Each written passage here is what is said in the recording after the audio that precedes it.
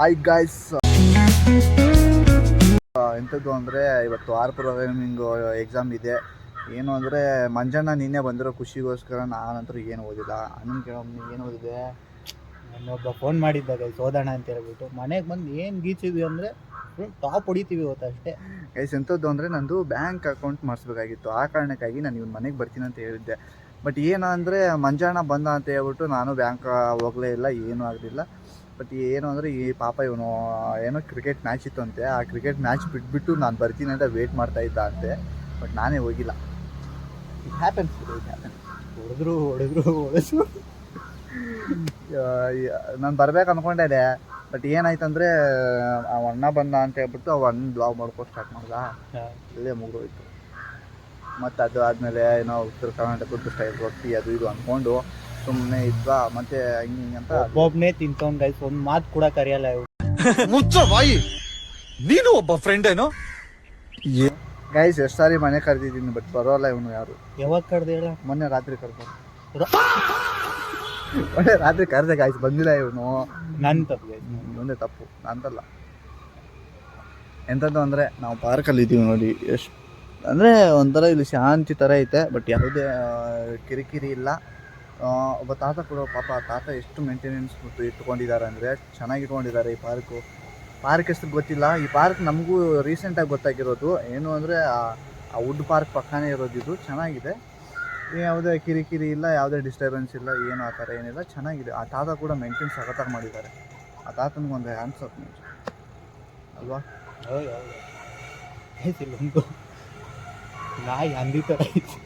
ಸಿಂಹ ನಾನು ತೋರಿಸ್ತೀನಿ ನೋಡಿ. ಸಿಂಹನ ಹೆಂಗವೆ ನೋಡಿ.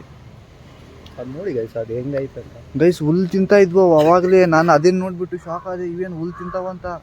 ಆಮೇಲೆ ಗೊತ್ತಾಯಿತು ಅದು ಹುಲ್ಲು ತಿನ್ನೋಕೆ ಬಂದಿಲ್ಲ, ಬೇರೆದು ಮಾಡೋಕ್ಕೇನೋ ಬಂದಿತ್ತು ಅಂತ.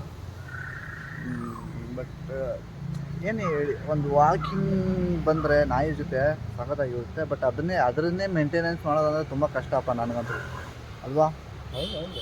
ನಾವು ಸಾಕಿರೋ ಬೆಕ್ಕನ್ನೇ ಮೇಂಟೆನೆನ್ಸ್ ಮಾಡೋದಕ್ಕೆ ಒಂದು ಸಾಯ್ತಾ ಇರ್ತೀವಿ. ನಾಯಿ ಅಂದರೆ ಅದು ನಿಜ, ಅದು ಅಲ್ಲೇ ಮಾಡ್ಕೊಂಡು ಅಲ್ಲೇ ಎಲ್ಲ ಮಾಡ್ಬೇಕಂದ್ರೆ ಅದ್ರ ನಾವೇ ಕ್ಲೀನ್ ಮಾಡ್ಕೊಳ್ಳಲ್ಲ. ಅಂತಂದ್ರೆ ನಾಯಿ ಕ್ಲೀನ್ ಮಾಡ್ತೀವಿ. ಏನು ಅಂದರೆ ಓಕೆ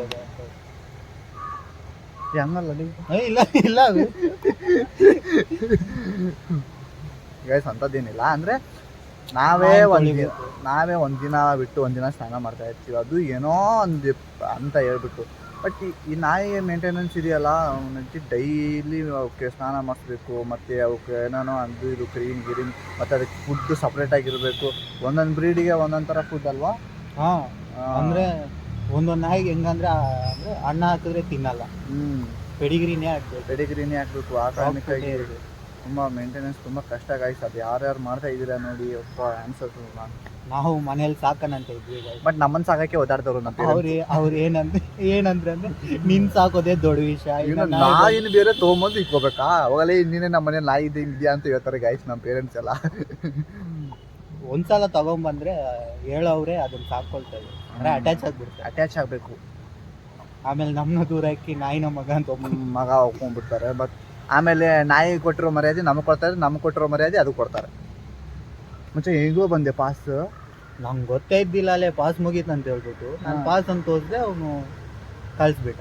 ನೀನೇನು ಮಾಡಿದೆ? ಅಯ್ಯೋ ನಂದೇನಾಯ್ತು ಗೊತ್ತಾ ಗಾಯ್ಸ್, ನಾನು ಆ ಅಂಕಲ್ ಚೆಕ್ ಮಾಡೋಲ್ಲ ಅಂತ ಹೇಳ್ಬಿಟ್ಟು ಹಂಗೆ ಪಾಸ್ ಅಂಕಲ್ ಅಂತ ಹಿಂಗೆ ಮಾಡಿಬಿಟ್ಟು ಬಂದುಬಿಟ್ಟೆ. ಆ ಅಂಕಲ್ ಏನು ಮಾಡಿಬಿಟ್ರು ಅಂದರೆ ಡೌಟ್ ಬಂದುಬಿಟ್ಟು ಇವತ್ತು ಪಾಸ್ ಎಲ್ಲ ಮುಗಿದಿದೆಯಲ್ಲ ಅಂತ ನೋಡ್ಕೊಂಬಂದುಬಿಟ್ಟು ನನ್ನ ಪಾಸ್ನ ಚೆಕ್ ಮಾಡಿದ್ರು.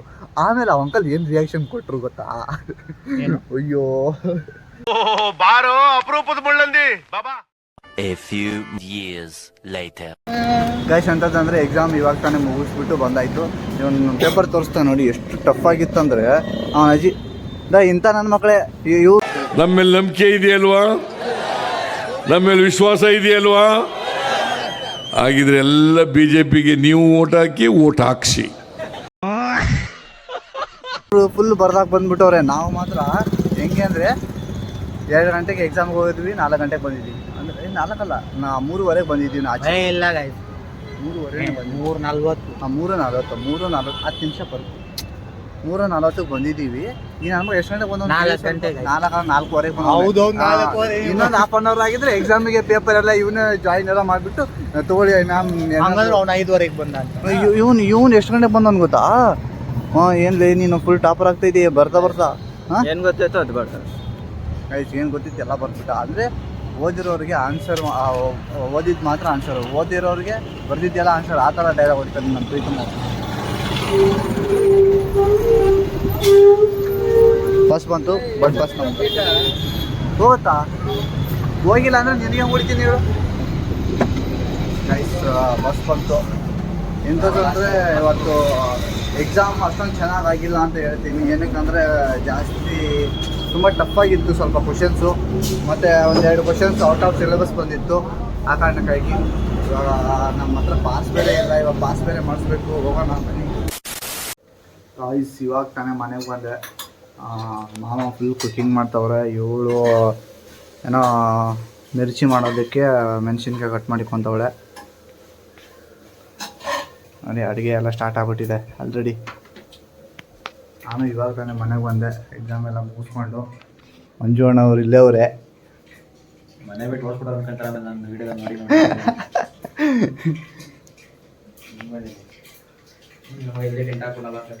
ನಮ್ಮ ಮನೇಲಿ ಯಾರು ಓಡಿಸ್ತಾರೆ ನಿಮ್ಮನ್ನ? ನಮ್ಮನೆ ಓಡಿಸ್ತಾರೆ ಅಂತ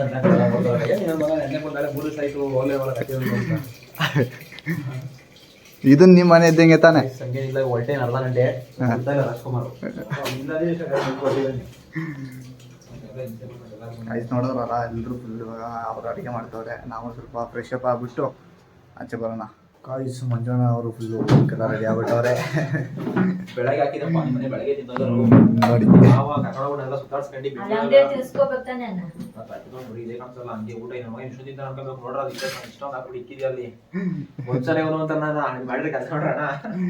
ಏನೆಲ್ಲ ಇವಾಗ ದಪ್ಪ ಆಗಬೇಕು. ದಪ್ಪ ಆಗಬೇಕಲ್ಲ, ಇಷ್ಟೊಂದು ತೋರಿಸ್ತೀನಿ ಕತೆ ತಟ್ಟಿದೆ ಅಂತ. ನೀನು ಹಾಕೊಂಬಂದಿರೋಣ ಅದು ಕಾಯಿಸ್ ಇವತ್ತು ಫುಲ್ಲು ಬೋಂಡ ಮಾಡಿಬಿಟ್ಟವ್ರೆ. ಮತ್ತು ಏನೋ ಪಲ್ಯ ಮಾಡಿಬಿಟ್ಟವ್ರೆ, ಆಲೂಗಡ್ಡೆ ಪಲ್ಯ, ಬೋಂಡ. ಎಂಥದ್ದು ಅಂದರೆ ಇವತ್ತು ಫುಲ್ಲು ಬೋಂಡ ನಮ್ಮ ಮನೇಲಿ ಇವತ್ತು. ಹಂಗೂ ಹಾಕೊಡು.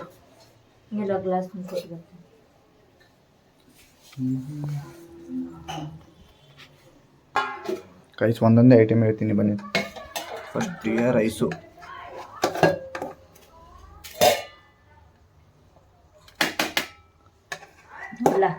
ಸಾಕು. ಏನು ಸಾಂಬಾರು? ಒಂದು ತತ್ತಿ ಹಾಕಿ ಸಾರು ಮಾಡಿ. ಇದು ಸಾಂಬಾರು ಹೆಸರು 1 ಎಗ್ ಸಾಂಬಾರು.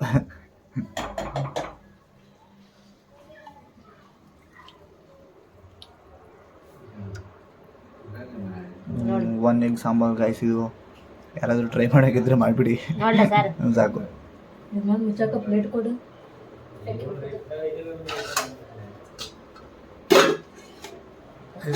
ನೋಡೋದಲ್ಲ 1 ಎಗ್ ಸಾಂಬಾರು ಅಂತ, ಬಟ್ ರೆಸಿಪಿಗೆ ಮಾತ್ರ ಎಡಿಟ್ ಮಾಡಿಲ್ಲ, ಬೇಕಾಗಿತ್ತು. ಇವಾಗ UK ಸ್ಟೈಲ್ ಬೋಂಡ.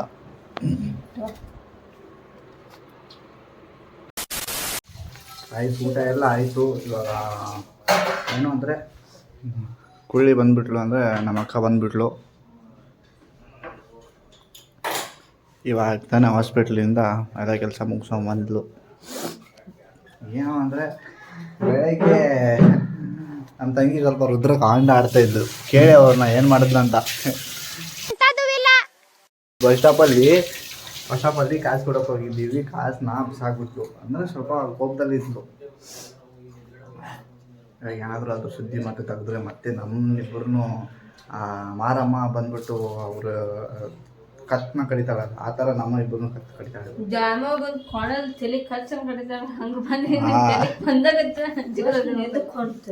ಆಮೇಲೆ ಬೇರೆದವ್ರು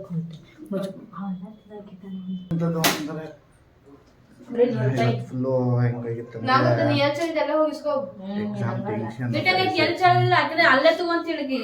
ಅಲ್ಲೇ ನೀನ್ ಎಲ್ಲಿ ಕಾಸು ಚೆಲ್ಲಿದ್ದು ಅಲ್ಲೇ ಬಿದ್ದೈತದು. ನಾನು ನಿನ್ಗೆ ಯಾಕೆ ಕೊಟ್ಟೋಗಿ ನೀ ಚೆಲ್ಲಿ ಆಮೇಲೆ ನಂಗೆ ಗೊತ್ತಿಲ್ಲ. ತಗೊಂಡ್ ಇಟ್ಕೊಂಡು ನಾ ಎಲ್ಲಿ ಇಟ್ಕೊಂಡ್ಲ ನಂಗೆ ಅಷ್ಟೇ ಆಮೇಲೆ ಕೇಳಕ್ ಹೋಗ್ಬೇಡ. ಅಷ್ಟೇ ಕೊಡಂತ ಹೇಳಿದ್ರು ಕೊಟ್ಟನಷ್ಟೇ. ಒಂದು 100 ರೂಪಾಯಿ ಕತೆ. ನಂಗೆ ಬಂದಿನೇ ಇಲ್ಲ ಅದು. ಯಾಕ ಎಲ್ಲಿ ಬಂದೈತಿ? ಬಿಸಾಕ ಕೇಳಿ ಬಿಸಾಕ ಮತ್ತೆ ತಗೊಂಡ್ ಹೋಗಿ ಕೇಳಿ. ನಾನು ತಗೊಂಡ್ ಹೋಗಿ ನಾನು ತಗೋಕೊಡ್ತಿಲ್ಲ. ನಂಗೂ ಹೋಗಲ್ಲ ಹೋಗಿ ನಂಗೂ ಗೊತ್ತಿಲ್ಲ. ಇಬ್ರು ಯಾವ ತರ ಕಿತ್ತಾಡ್ತವ್ರೆ ನೋಡಿ ಗಾಯ್ಸ್. ಒಂದು 100 ರೂಪಾಯಿಗೋಸ್ಕರ ಕೊಟ್ಟಿದ್ದೀನ ನಾಯಿ ಹೋಗ್ದಂಗ್ ಹೋಗುತ್ತಾ. ಮತ್ತು ನೀವ್ ಮುಚ್ಕೊಂಡಿರ್ಬೇಕು. ಅವ ಬೇಯಕತ್ತಲ್ಲ ನನಗ್ ನೀ ಇದಕ್ ನಡಕ್ ಬರ್ತೀನಿ ಚುಪ್ಕೊಂಡು ಓಡಿ ನಿಂದ ಎಲ್ಲ ತೆಗೆದಿಡ್ಲಿ ನೀ ಮುಂದೆ. ಗಾಯ್ಸ್ ನೋಡೋದ್ರಲ್ಲ ಯಾವ ತರ ಇಬ್ರು ಕಿತ್ತಾಡ್ತಾ ಇದ್ರು ಅಂತ. ಒಂದು 100 ರೂಪಾಯಿಗೋಸ್ಕರ ಇವಳು ಬೆಳಗ್ಗೆ 100 ರೂಪಾಯಿ ಕೊಡೋಕೆ ಹೋಗಿದ್ರು ಅಂತ ಹೇಳ್ಬಿಟ್ಟು ನಾವಿಬ್ರು ಹೋಗಿದ್ವಿ. ಬಟ್ ಅವಳಿಗೆ ಕೋಪದಲ್ಲಿ ಫುಲ್ 100 ರೂಪಾಯಿ ಎಲ್ಲ ಬಿಸಾಕ್ಬಿಟ್ಲು. ಇವಳು ಇವಾಗ ಅದನ್ನ ಕೊಡಲ್ಲ, ನಾನೇನು ಕೊಡಬೇಕು ಅಂತ ಇವಳದು ಏನು ಅಂದರೆ ಇವಾಗ ನನಗೆ ಬೇಕು ಅಂತ ಇವಾಗ ಜಗಳ ತಗೋದವ್ರೆ. ಏನು ಮಾಡೋಲ್ಲ, ಈ ಅಕ್ಕ ತಂಗಿ ಅಂತ ಒಂದು ಇರುತ್ತಲ್ಲ. ಬಟ್ ಏನಂದರೆ ಇದ್ರಲ್ಲಿ ನಾವೇನಾದ್ರು ಇಂಟರ್ಫಿಯರ್ ಆಗಿಬಿಟ್ಟು ನಾವೇನಾದರೂ ಅವ್ರಿಗೆ ಒಬ್ರಿಗೆ ಸಪೋರ್ಟ್ ಮಾಡ್ಬೋದ್ರೆ ಇವ್ರು ಆಮೇಲೆ ಒಂದಾಗ್ಬಿಟ್ಟು ನನ್ನನ್ನು ಸೈಡಿಗೆ ಎತ್ತಿ ಬಿಸಾಕ್ಬಿಡ್ತಾರೆ. ಆ ಕಾರಣಕ್ಕಾಗಿ ನಾನು ಇಂಟರ್ಫಿಯರ್ ಆಗಲ್ಲ. ನನ್ನ ಕಡೆ ಮಾತ್ರ ನಾನು ಕೇಳೋ ಅವಶ್ಯಕತೆ ಇಲ್ಲ. ನನಗೂ ಕೊಟ್ಟಿಲ್ಲ, ನನಗೇನು ಯಾರು ಹೇಳಂಗಿಲ್ಲ. ಮತ್ತೆ ಒಂದು 100 ರೂಪಾಯಿ ಕತೆ. ಈಗ ಯಾರಿಗೋ ಭಿಕ್ಷಕರು ಹಾಕೋಳ ಅಂತ ತಿಳ್ಕೊಂತ ಕೊಡ ಭಿಕ್ಷಕ ಅನ್ಕೊಂಡೆ ನೀನೇನಾದ್ರೂ ಡೈಲಾಗು ಹೌದೌದು ರಿಟರ್ನ್ ಕೊಡಕ್ ಹೋಗ್ಬಿಡ. ಎಷ್ಟು ಇದು ಮಾಡಿದ್ರು ಅಷ್ಟೇ. ಏನು ಒಂದು 100 ರೂಪಾಯಿಗೋಸ್ಕರ ಎಷ್ಟು ಜಗಳ ಆಡ್ತಾವ್ರೆ ಅಂದ್ರೆ ಗೈಸ್ ಇವ್ರ ಮನೇಲಿ. ಇನ್ನೇನಾದ್ರೂ 1,000 2,000 ಕೊಟ್ಟಿದ್ರು ಮುಗಿದೋಗಿತ್ತು. ಹೆಂಗೆ ಅಂದ್ರೆ ಕುರುಕ್ಷ ಮಹಾಭಾರತನೇ ನಡೆದೋಗ್ತಿತ್ತು ನಮ್ಮ ಮನೆಯಲ್ಲಿ. ಇವಳು ಇವಾಗ ನನ್ನ ಬುಡಕ್ ಬರ್ತಾವಳೆ.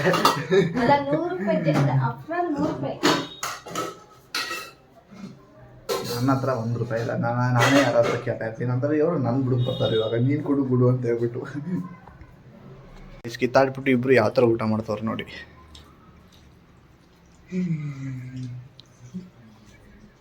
ಒಬ್ಬಳು ಫೇಸು ನೋಡ್ಕೊಳಕ್ಕಾಗಲ್ಲ, ಆ ಥರ ಜಗಳ ಕಿತ್ತಾಡ್ಕೊತಾವ್ರು ಇವತ್ತು. ಇಲ್ಲ ನಾವು ಶಾನೆ ಇಲ್ಲ. ಗಾಯ್ಸ್ ಮಂಜಾಣ ಹೋಗ್ತಾವ್ರೆ ತವ್ರ ಮನೆಗೆ.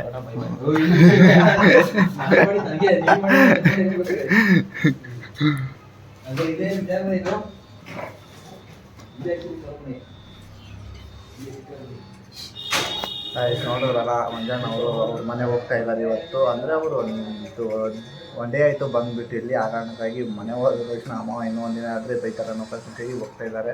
ಅವ್ರದ್ದು ಏನೋ ಪ್ರಾಜೆಕ್ಟ್ ಇತ್ತು ಅಂತ ಒಂದು ಕಾರಣಕ್ಕಾಗಿ ಬಂದಿದ್ದರು. ಇನ್ನೇನು ಮನೆಗೆ ಹೋಗ್ತಾ ಇದ್ದಾರೆ. ಮುಂದೆ ನೋಡೋಣ ಇರಿ ನಮ್ಮ ಮನೇಲಿ ಏನಾದ್ರು. ಗಾಯ್ಸ್ ಅಮ್ಮ ಮತ್ತು ಇವಾಗ ಅಮ್ಮನ ರೆಡಿ ಆದರು. ಓಕೆ ಇವಳು ನೋಡಿ ಬರೀ ಕಾಸು ಕೇಳ್ಕೊಂಡು ಆಟಾಡಿ ಇವತ್ತು ನಿಂದು. ಗಾಯ್ಸ್ ನಮ್ಮಮ್ಮ ರೆಡಿ ಆಗೋರು ನೋಡಿ ಫುಲ್ಲು. ಆಟೋ ಹೆಲಿಕಾಪ್ಟರ್ ತರಿಸಿದ್ನಲ್ಲ ನೀನು. ಹೆಲಿಕಾಪ್ಟರ್ ಬೇಕು ಅಂತ ಹೇಳಿದ್ರೆ ನಾನು ನಿನ್ನೇನೋ ಆರ್ಡರ್ ಮಾಡಿರ್ತಿದ್ದೆ, ಗೊತ್ತಾಯ್ತಾನು. ಪಟ್ಟಕೊಂಡು ಕೊಡು. ಗೈಸ್ ನಮ್ಮ ಅಮ್ಮನ ಇವಾಗ 100 ರೂಪಾಯಿ ಬೇಕು ಅಂತ. ಏನು ನನ್ನ ಹತ್ರ ಏನು ಗಿಡ ಕಾಸು ಕೊಡೋದಕ್ಕೆ ಅಲ್ಲ. ನಾನೇ 20 ರೂಪಾಯಿಗೋ 10 ರೂಪಾಯಿಗೋ ಎಲ್ಲ ಅಳಿತಾ ಇರ್ತೀನಿ. ಅಂಥದ್ರಲ್ಲಿ ಇವ್ರು ನನಗೆ ಕೆತ್ತವ್ರು ಬಂದ್ಬಿಟ್ಟು. ಅದು ಏನೋ ಒಂದು 100 ರೂಪಾಯಿನ ಬ್ಯಾಗಲ್ಲಿ ಇಟ್ಕೊಂಡಿದ್ದೆ. ಇವಾಗ ಆ 100 ರೂಪಾಯಿನೂ ಹೋಗ್ತೈತೆ. ನಾನೇ 10 ರೂಪಾಯಿನ 20 ರೂಪಾಯಿ ಅಂತ ಅಲಿತಾ ಇರ್ತೀನಿ. 20 ರೂಪಾಯಿ 100 ರೂಪಾಯಿ ನಾನೇ ಅಲಿತಾ ಇದ್ದೀನಿ. ನಮ್ಮಮ್ಮ ನನ್ನ ಹತ್ರನೇ ಕೇಳ್ಕೊಂಡು ನೀನು ಮಗನಿಗೆ ಕೊಡಬೇಕು, ನೀನು ನನ್ನ ಹತ್ರ ನಿಲ್ಸ್ಕೊಂಡು ಹೋಗ್ತಾ ಇದೆಯಾ ನೋಡು. ಬೇರೆ ಇಲ್ಲ ಏನು 100 ರೂಪಾಯಿ ಮತ್ತು ಅದು 100 ರೂಪಾಯಿ ಮತ್ತು ಇಂಥದ್ದು ಅಂತ ಮೋದಿ ಕಡೆ ಹೇಳಿ ಇನ್ನೊಂದು ಪ್ರಿಂಟ್ ಮಾಡ್ತೇನೆ ನೋಟು. ಹಾಂ ಇಲ್ಲಿ ನೋಡಿ ನೀನು ಏನಾದರೂ ಹೇಳು ನಮ್ಮ ಆಡಿಯನ್ಸ್ಗೆ ಏನಾದರೂ ಹೇಳು. ನೀನು ಹೇಳ್ಬೇಕು ನಮ್ಮ ಆಡಿಯನ್ಸಿಗೆ. ಅವಾಗಲೇ ನಮ್ಮ ಆಡಿಯನ್ಸ್ ನಿನಗೋಸ್ಕರ ಏನಾದರೂ ಮಾತಾಡ್ತಾರೆ, ಇಲ್ಲ ಆದರೆ ಮಾತಾಡಲ್ಲ ಅವರು. ಪಕ್ಕದ ಮನೆ ಅಕ್ಕಲಿಗೆ ಹೋಗ್ಬಿಟ್ಟು ಗಾಡಿ ಕೇಳಿ ಅಂತ ಅವ್ರು ಕೊಡ್ತಾರೆ ಯಾರಾದರೂ. ಅವ್ರು ಬಂದಿಲ್ಲ ಇನ್ನೂ ಕೆಲ್ಸಕ್ಕೆ ಹೋಗ್ಯಾರ. ಸುಮ್ಮನೆ ನೀನು ಹಾಕ್ತಾರೆ ಚೆನ್ನಾಗಿರ್ತದೆ ಅದು. ಗಾಯ್ ನಮ್ಮ ಅಮ್ಮನೇ ಟಾಟಾ ಹೇಳ್ರಿ ಗಾಯ್ಸ್. ಟಾಟಾ ಹೇಳ್ರಿ. ಟಾಟಾ ಗಾಯ್ಸ್ ನಮ್ಮ ಅಮ್ಮನೂ ಕೆಲ್ಸಕ್ಕೆ ಹೋದ್ರು. ನಮ್ಮಮ್ಮ ಏನು ಅಂದರೆ ಒಂದು ದಿನಕ್ಕೆ 2 ಕೆಲಸ ಮಾಡ್ತಾರೆ ನಮ್ಮಮ್ಮ. ಇವರೆಲ್ಲ ಒಂದೊಂದು ಕೆಲಸ ಮಾಡಿಬಿಟ್ಟು ಹೆಂಗೆ ರೇಗಾಡ್ತಾ ಇರ್ತಾರೆ ಅಂದರೆ ಹೇಳಲಿಕ್ಕಾಗಲ್ಲ, ಅಷ್ಟು ರೇಗ್ತಾ ಇರ್ತಾರೆ ಇವರು. ಏನು ಅಂದರೆ ನಮ್ಮಮ್ಮ ಇವಾಗ ನಮ್ಮ ಅಮ್ಮನ ಸ್ಟೋರಿ ಹೇಳ್ತೀನಿ ನೋಡ್ರಿ. ಏನು ಅಂದರೆ ಬೆಂಗಳೂರಿಗೆ ಬಂದ ತಕ್ಷಣನೇ ಅವರು ಫಸ್ಟು ಹೋಮ್ ಅಂದರೆ ಮನೆಗೆ ಹೋಗ್ಬಿಟ್ಟು ಕೆಲಸ ಮಾಡ್ತಾಯಿದ್ರು.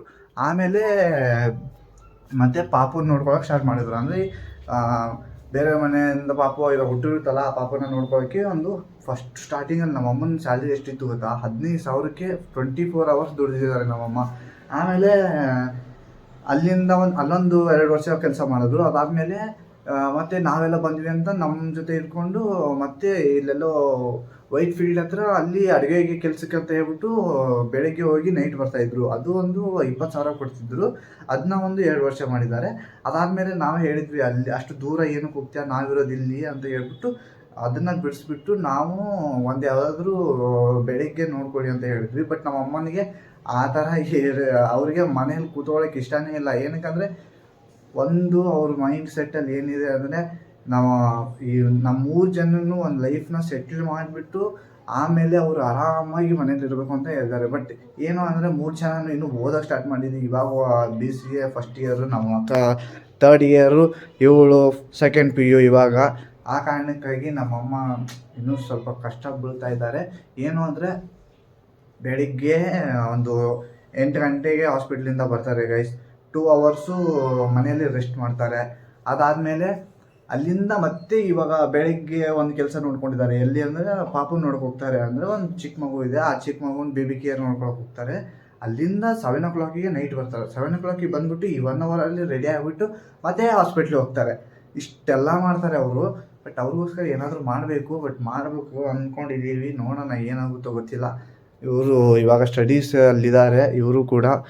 ಬಟ್ ಏನು ಅಂದರೆ ಒಂದು ಈ ಸ್ಟಡೀಸ್ ಮುಗಿದ್ಮೇಲೆ ಏನಾದರೂ ಮಾಡ್ಕೋಬೇಕು ಅಂತೀನಿ. ಬಟ್ ಏನು ಅಂದರೆ ನಾನು ಎಲ್ಲಾದರೂ ಪಾರ್ಟ್ ಟೈಮ್ ಜಾಬ್ಗೆ ಹೋಗ್ಬೇಕು ಅಂದ್ಕೊಳ್ಳೋಷ್ಟು ಹೋಗ್ತೀನಾ, 1-2 ತಿಂಗಳು ಹೋಗೋಷ್ಟರಲ್ಲೇ ಅದನ್ನ ಆಗ್ಬಿಟ್ಟಿರೋದು. ಅಲ್ಲಿ ಏನಾದರೂ ತಂತ್ರಿ ಮಾಡ್ಕೊಂಡು ಬಂದುಬಿಟ್ಟಿರ್ತೀನಿ.